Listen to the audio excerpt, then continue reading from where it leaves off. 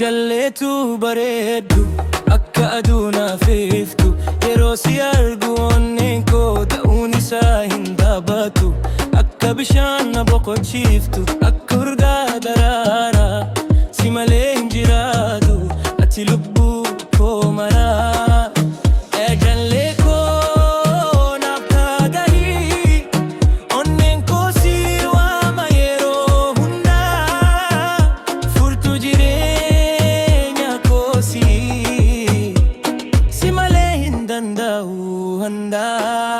Si qofaan jira wutti, si qofaan gammadaadhi jalalli keena qabee onnee koo keessa jiraanuun.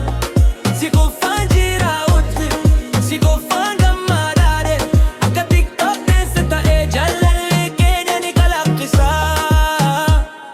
Yeroo si waliin taa'u addunyaan naaf bareeda, siin kolfuun koo gammachuu rakkoo koo hunda bareera. Harka koo qabadhee koo na waliin karaa deemi bara baraan si jaaladhaan koo siif dhiheessi. Yoo fageenyaa dhuffellee si hin dhiisu onneen koo ati anaaf waan hundaa si jaaladaa dhugaan koo. Yoo fageenyaa dhuffellee si hin dhiisu onneen koo ati anaaf waan hundaa si jaaladaa dhugaan koo.